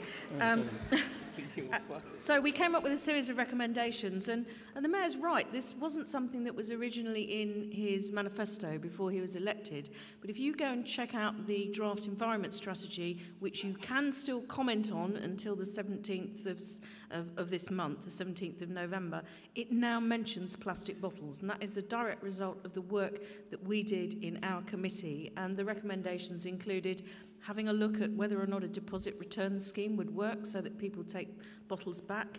Also looking at things like people just being able to walk into shops who've got maybe a sign outside, or finding them by an app on your phone that say, yes, you can come in and refill a bottle with water. Because some of these things are going to take us to stop just dropping the bottles, and every time you go and get a meal deal, you get yet another plastic bottle, and actually thinking about maybe carrying a bottle with you that you refill. So there's a bit of an onus on us to do a bit of change, but if you've got some great ideas about other things, I've just mentioned a couple, the report is on the website, but also if you've got some thoughts, go and have a look in the draft environment strategy and make your own comments. And can I just say one thing about the parks and open spaces, which two people mentioned? That was another thing that we looked at in the Environment Committee. We had a couple of meetings on that. More Londoners replied to our call for evidence. To over 3,000 people responded. 3,000 Londoners said, this is what I value about my local green space. And we came up again with some recommendations, some of which have found their way into the draft environment strategy. There's a whole section in there. Go and have a look at it. We think, you know, Londoners find parks and open spaces really important, and that's why the Assembly's been looking at it and why it's a priority for the Mayor as well. Thank you. Thank you, Leonie. We got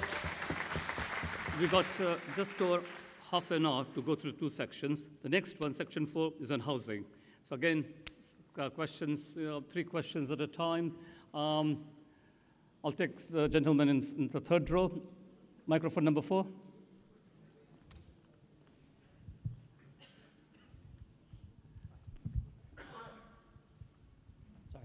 Hi, my name's Andy Achilleos. I live in Dagenham. I live in a 65% market rent affordable flat, and I get an average wage, and I struggle every single week. Most affordable rents are higher at 80%, which is definitely not affordable for most people. Can you define what you mean by when you say you're going to build genuinely affordable homes?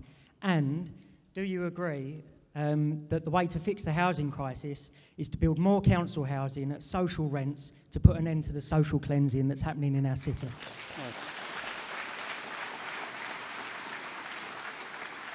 Microphone number 3, gentleman in the white shirt, just next to you, wearing, I'll come there, don't worry. Give me time. Yep, carry on.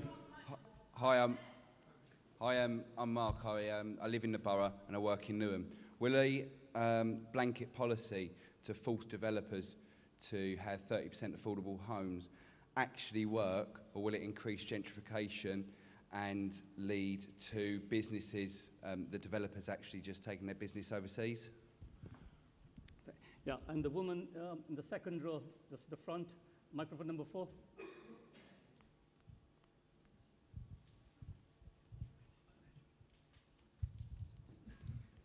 Hello, I'm Kathleen Ward, a member of the Irish Travelling Community. In your recent published draft housing strategy, you said you would be providing funding for new sites for London gypsies and travellers. When will this funding be available, and when will the local authorities be told about the new funding so that they can begin planning? Sadiq, and then Thank you for all 3 questions. So this issue of affordable housing, I mean, the phrase affordable housing has become something that nobody believes anymore. Because what is affordable housing? Now, the definition that's been used up until now is an affordable home is one where you pay, forget 65%, 80% of market value for the rent, or a starter home costing up to £500,000. Now, that's not affordable for most Londoners. And so what I've done is a number of things. Firstly, I've changed the definition of what I think is an affordable home, and I've said what it is. And I say it's one of 3 things. It's either a home where you pay a social rent, council property, and the council property rent, just so you know, is linked to the wage of a manual worker locally. So 1, council property. 2, it's a home where you pay a third of average earnings. So I've not linked it to the value of the rent, because that can be huge. I've linked it to how much you earn. And so the average earning in Barking and Dagenham is different to the average earning, for example, in Westminster. So it'd be useless having an average earning across London. So I've said it's a third of average earnings. Why a third? Because we've worked out, if it's a third of average earnings, it gives you a chance to put some money aside should you want to fulfill your dream of owning your own home. Because at the moment, not being funny, you're living hand to mouth as it is. The idea of you saving money for a deposit is a joke.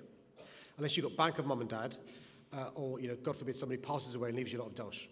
And so we've got to make it easier for people like you to own your own home. So council property, London living rent, third of average earnings, or third, part buy, part rent, what's called shared ownership.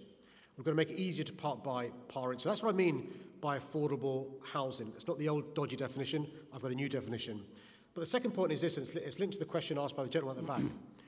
When there's a development taking place, how can we ensure that a proportion of those homes are genuinely affordable? Because not unreasonably, a developer wants to make as much profit as they can.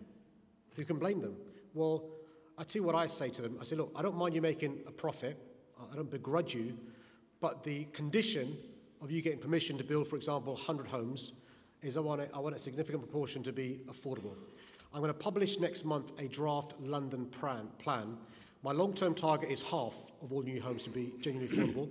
But if you can persuade me in the next 2 years you'll start building, I'll let you do 35%. Because we need to get homes built sooner rather than later. And we've got to make sure we have a significant number of homes that are genuinely affordable. We've got to make sure the homes that are being built are built. But you're absolutely right. We need more council housing. And so what I'm saying to the government is there are good councils like Barking and Dagenham dying to build council housing. They've got all this money they're not allowed to, that they got from Right to Buy. They're not allowed to use all of it, number one. Number two, they can't borrow to invest. The interest rates haven't been lower for a generation. And there are local authorities who are saying, look, let us borrow to build these homes which our local residents need. The property prices go only one way. And so we're trying to put pressure on the government to change the laws to allow councils to borrow. And by the way, these are councils across London, Conservative, Labour, Lib Dem. They want to build homes for their residents, and they're really keen to do so. So we're trying to put pressure on the government to do so. In the meantime, we've set up a pot of money, £250 million, and we're saying to local authorities, you can borrow this to buy land in your community. Once you've bought the land and you've building homes, give us back the money so we can revolve the money and use it elsewhere. I've used it once already in Waltham Forest. There are 300 genuinely affordable homes as a consequence of this loan, and other councils across London can use this loan. But it's only £250 million, which in the grand scheme of things isn't enough. And the second question, the question asked about, look, won't developers go elsewhere? I don't think so. All the evidence we have speaking to developers is actually they want to build homes in London because they can't get construction workers to afford to live in London because of the housing crisis. It's in their interests to build genuinely affordable homes that we need. And we think we've got a right sweet spot between 35% within 2 years, 50% long-term target. I'm doing my bit. If there's surplus public land I'm in charge of, I'm making sure that surplus public land, at least 50% is genuinely affordable, and we think we can do it. And by the way, that means there's a thing called a viability assessment. This is a con, by and large, where developers say to councils, you know what, you gave me permission to build 30% affordable homes, but it's not viable anymore. I can't afford to do it. Can you reduce it to 10%? And councils either roll over and allow them to do it, or they can't test the reports. Well, I've hired viability experts. I'll test the reports to make sure we're getting value for money for the London taxpayers and Londoners who need genuinely affordable homes. In relation to the really important question asked about the Irish travelling community, so we published a draft housing strategy recently.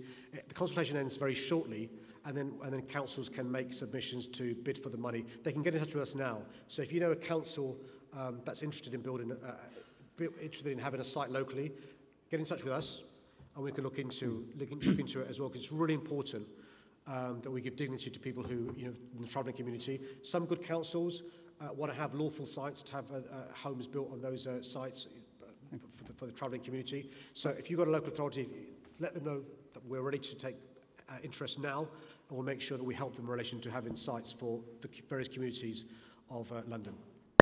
Thank you. Assembly Member Tom Copley. Thank you, Chair. I'm Tom Copley. I'm a member of the Housing Committee. I want to address a couple of the points. Firstly, I want to address the point on gypsies and travellers. I've done a lot of work with the London Gypsy and Traveller community. I was very proud to host London Gypsies and Travellers at City Hall a few months ago, and I have to say there's been a big shift with this current mayor versus the previous mayor on policy in this regard with regard to gypsies and travellers. I'm holding a meeting with some of the deputy mayors in February with London Gypsies and Travellers about negotiated stopping. And I think the point you make about not just having words in the strategy, but actually getting boroughs to take up this funding and actually deliver sites for gypsies and travellers is a really important one. It's something that I'm working with the mayor and the deputy mayors on. On affordable housing, I remember the arguments that we in the Labour group had at City Hall with Boris Johnson, where he essentially abolished all funding for social housing in conjunction with George Osborne and David Cameron. We now have funding for social rented housing, funding at social rented levels coming back, and that's really, really important, and I agree with you about the need for council housing. We have to get investment in council housing, but the mayor's hands are always to some extent tied by government policy, which has to change. Three very short questions. Gentleman here, microphone one. Sadiq, your commitment to truly, Ken Jones, your commitment to genuinely affordable housing is great, with councils leading. I think it's good. My question is about off-site manufacture, because so much of the new housing supply, because the current construction industry just isn't delivering, so much of the new development is going to be in Barking and Dagenham and indeed in Unmesh's constituency. Would you not promote a factory being sited in this area, which would be plenty of new jobs and would produce those homes quickly? Thank you. The sister in the red jumper with a brown scarf, microphone 5. Do you want me to do it? All right. Can I congratulate Sadiq on the Garden Bridge, by the way? A great decision. Sorry, question, please. Yeah, well, I want to congratulate him also on the targets I see, 66,000 homes a year you're asking to be built in the new London plan. But how are they going to be delivered? The problem is that there's lots of public land designated for housing, and it's been undeveloped for years on small sites, which you don't really have planning powers over. For example, there's a site in Coin Street in Waterloo, which has been vacant for 30 years, could have 50 flats on it, and at the moment there's a proposal to put an ABBA-themed nightclub on it, which is going to wreck the people who live there. And that's going to planning next week. You don't have the powers to call that in and insist that social housing goes on there, as that land was given by the GLC to them to provide social housing. What about those sorts of small sites all across London? Fine. Thank you. And gentleman with the glasses on the second row, microphone 7. And also, you will get the chance to put written questions in, and they will be answered within 6 weeks. Sadiq.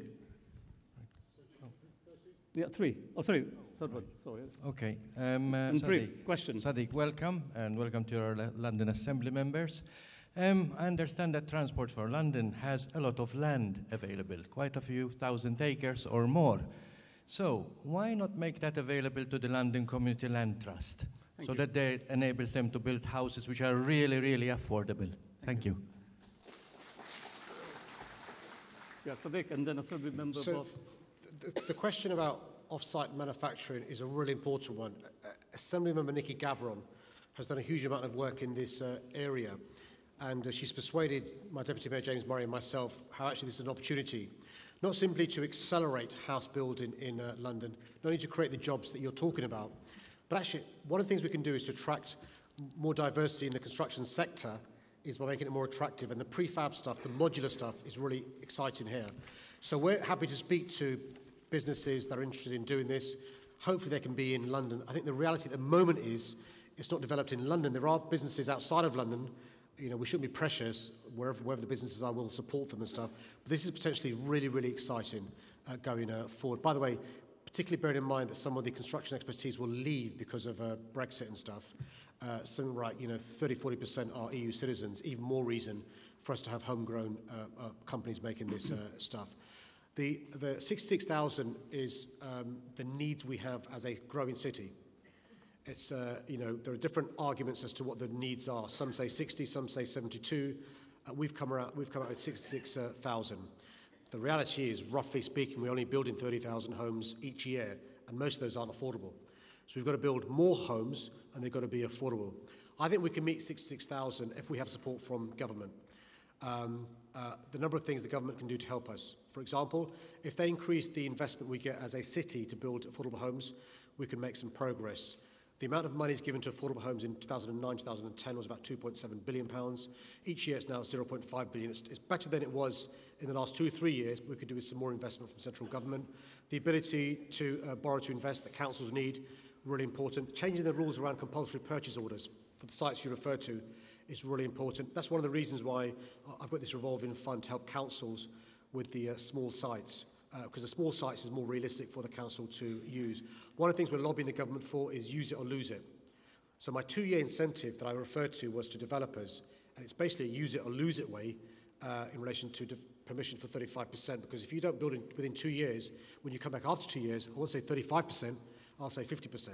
And so we've got to give incentives to use these small sites. But you're right, there's pockets of these small sites across our city which could be used to build the generally affordable homes we need, good quality, high density homes. We need the powers. We're the most centralised democracy in the Western world.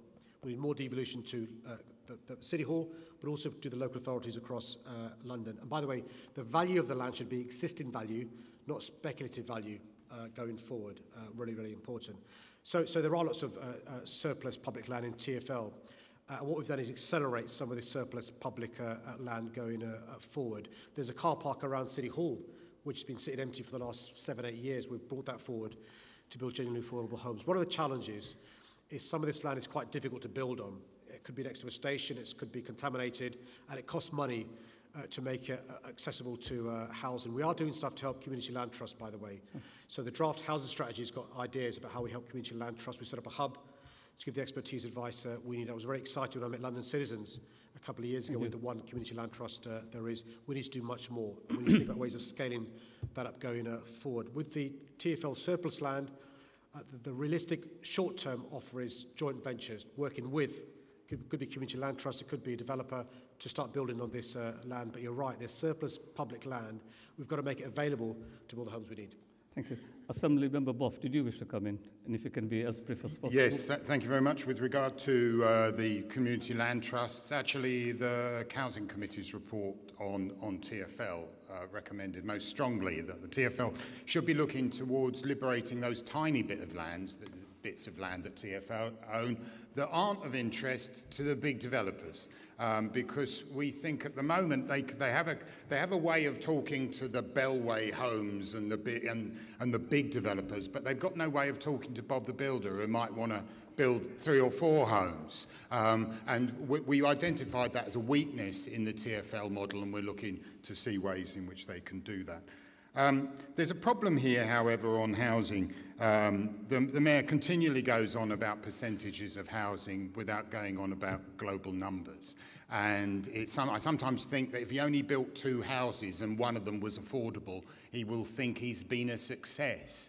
That is, which he clearly has not been.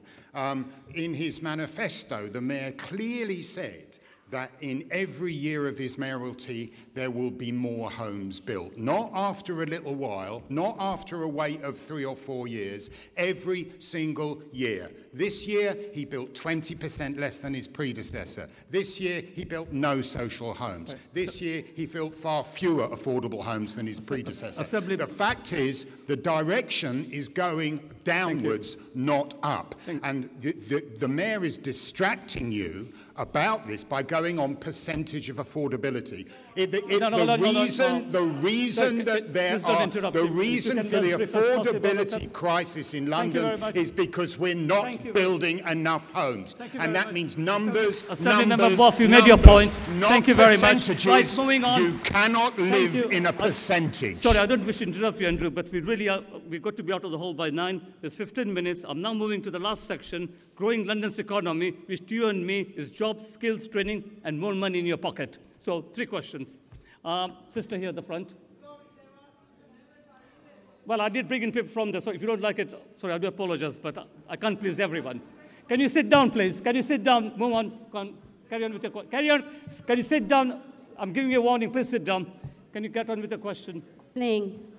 My name is Marisa Begonia. I'm a domestic worker from the Voice of Domestic Workers.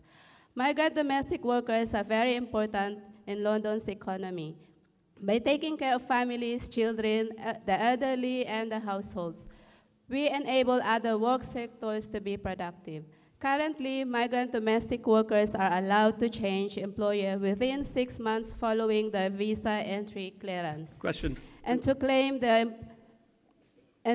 employment rights, but not to renew their visa. This means they can't meaningfully enforce their rights and has made them even more vulnerable to very well-documented abuse and exploitation.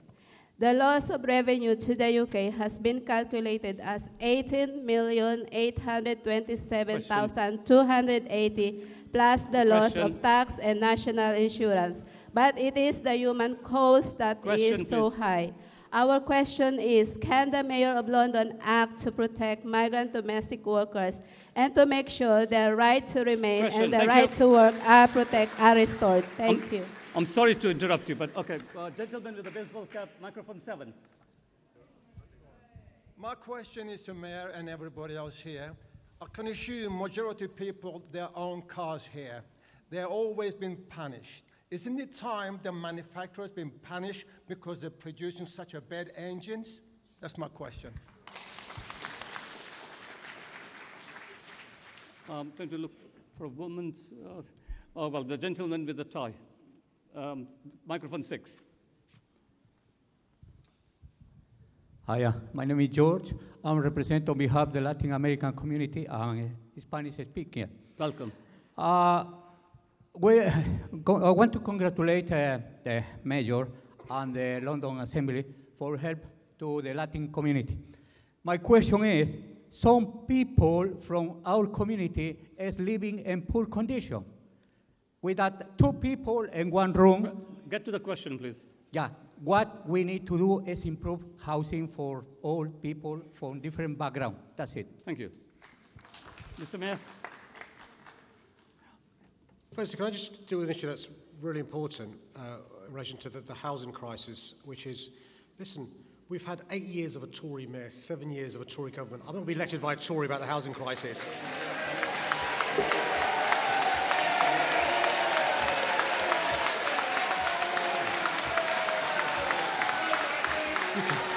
I mean, you can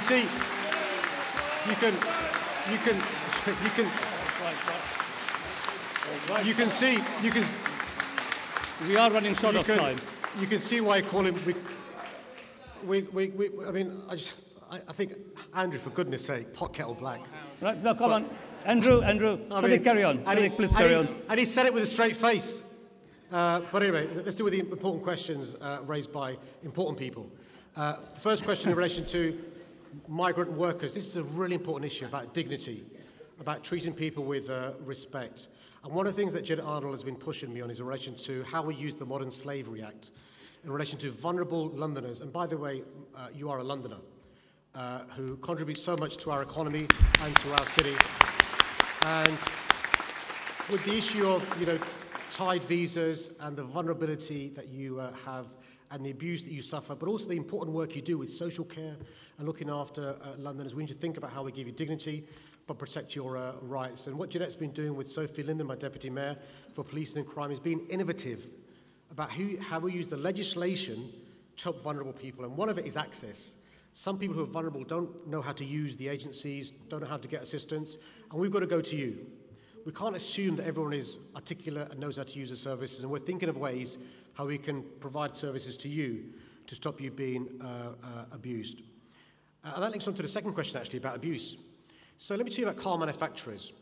So Volkswagen were accused of so-called Dieselgate. They're accused of cheating. And in America, the government in America made Volkswagen pay billions and billions of dollars in compensation to the drivers and to the company, billions and billions. Our country appears to be in the pocket of a big business because we've got like £1 million.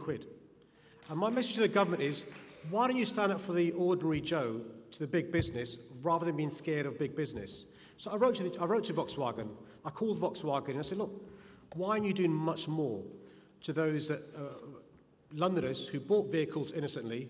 And by the way, it appears now it's not just Volkswagen, who bought vehicles innocently and need support and assistance. And not unreasonably, if our government isn't taking action against them, why should they worry about a mayor or politicians on the Assembly or local authorities? And it's a constant theme here now where politicians aren't willing to say boo to a goose to big business, and the ordinary Londoner is suffering. And the same goes with how much fumes your car is emitting.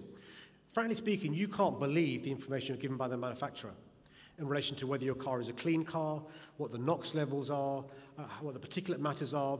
So we've got independent experts now to do research, not in the laboratory, but in real roads, to see how much NOx or particulate matters your car emits. And we've got a website set up. You can go to the GLA website to see, when it comes to you buying a new vehicle, whether the car you buy is a new vehicle or an old vehicle. But you're right.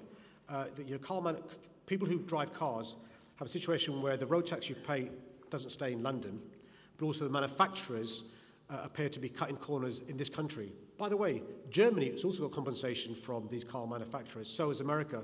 Why are we different? And the third question in relation to Latin America. Thank you, sir, for coming today. At every People's Question Time, we have a question from the Latin American community. You're Londoners, by the way, and thank you for the work you do in our city as well. There's two things I say to this. My Deputy Mayor for Social Integration, Matthew Ryder, met a number of Londoners who are Latin American heritage about some of the challenges you face. The challenges, for example, around overcrowding in housing, the challenges with some of our markets changing, Elephant and Castle being one, Seven Sisters being another one, how we celebrate the contribution you make culturally as well. One of the things we've got to do as a city is realise that our city is evolving. We've got to find a new way to give you a sense of belonging, but address the challenges you face. And we're working to make sure we can meet the needs of all Londoners, including the Latin American community. Thank you. Thank you. Assembly Chair Arnold. Yes, thank you, Chair. And thank you for the... Here we are. Marissa, thank you for your question. And can I just say, and for the work that you and members of the small charity that you founded, Voice for Domestic Workers, do. The bravery of the women involved in this just would bring tears to your eyes when you hear about the unimaginable cruel conditions and the sexual and physical violence that they have to endure here in our city, on our streets. We know them, we see them, but they are like living in a shadowland. This has to stop. And as the Mayor said, I've already started to work with his deputy. You've heard that he recognises you as a Londoner. What we want now is for all domestic workers to get access to their rights, and that they should have the same rights as any other London. I can assure you, and the Mayor knows when he sees me come in, that I'm coming for action. So we are going to do all that we can, and also the good news is I'll be working with colleague Umesh Desai and other members from other parties on this. We are with you. You are a Londoner, as are every domestic worker in London. Thank you, Jeanette. And I do apologize, Maurice. Maurice, I do apologize for rushing you, but we are pressed for time. We've got 5 minutes left. 3 extremely short questions, not more than 15 seconds. The sister at the back in the red jumper, microphone 8. I think one of the members have already asked a question. I just want to know, because the home office fees are really high, and many of foreign people in the country are not working, but always deported. When they go to sign, they're always deported. How will we deal? How the Mayor can help us to deal with the situation? Thank you. Thank you. Microphone 3, sister at the back, right at the far end. No. Well, okay. Sorry. Yeah. You can come in as well then, next. Hi, Mr. Khan. I myself am a master's PR graduate and a bachelor's journalism graduate, and I've done everything humanly possible to get a job working with organisations that support social change, such as Waterways, Barnardo's, and St. John's Ambulance. Is there any reassurance for graduates that once they graduate, there's abundance of jobs, that they didn't get into debt, thousands of debt for no reason? Thank you. All right, and the final question, the sister in front of you, yeah. There's a very final question. The written questions will be answered within 6 weeks. Yeah, carry on, please. We are pressed for time. I just want to ask the Mayor and the London Assembly.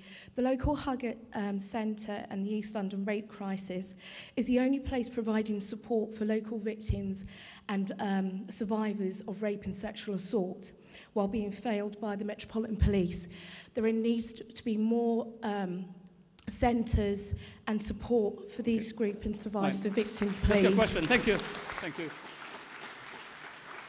Mr. Mayor, I'm going to ask you again to be extremely brief. So firstly, on the rape crisis provision, we do fund NEA, the charity that you know provides East London Rape Crisis Centre. We've carried out all the funding for the Havens, the rape crisis centres, and all those who provide support and assistance to women and girls. In our new police and crime plan published earlier this year, one of our priorities is violence against women and girls, and that's making sure we have safe houses for children who are the victims of violence. Sometimes it can be overlapping violence, it can be sexual abuse, it can be other forms of violence, domestic abuse and other issues, and so we're trying to make sure we provide a better service to Londoners.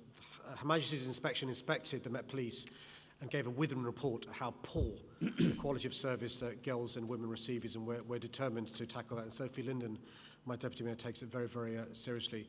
Related to the question at the back about Home Office, so we've set up for the first time a citizenship and engagement unit. We're doing some work around this. I've not got time because Umesh will tell me I have to go through it, but go to the website. Matthew Ryder, my Deputy Mayor, is doing some exciting work here. We've been doing work with London citizens, about making sure we empower Londoners to understand their rights and aren't deterred from exercising their rights from fees or anything else. So please look into the website and see the work we're doing around this issue. And the graduate, in relation to the debt you have, one of the big things that Jeremy Corbyn, the Labour leader, promised should we win the election and become a Labour government is to get rid of tuition fees. And that's a big source of debt for many graduates. And so, but can I just say this by event, Umesh, no time short, but please don't lose hope. I know it's really difficult when you're a graduate. You've worked really hard at university, you've got debt, and you may be underemployed and thinking, you know, what was the point? Don't lose hope about the possibilities of getting a great job as a consequence of what you learned at university. University teaches you all sorts of skills which are useful in life. And one of the things about the London Promise is by working hard, you can get a helping hand and fulfill your potential. One of the missions that I have for my administration is to be the helping hand, so people like you can have your potential fulfilled. Thank you very much. Thank you. Okay. Just a minute. Thank you, Mr. Mayor. Thank you, Sadiq. A full transcript will be available on the GLA website in a few days' time. Written answers will be provided within 6 weeks to all questions submitted tonight or in advance. Remember to complete a feedback form and post them in the boxes on the way out. Darren, I know lots of things are happening in Dagenham. Get those film studios going, get the films rolling out, and so we can say with pride, made in Dagenham. Good night, have a safe journey home, and thank you for coming.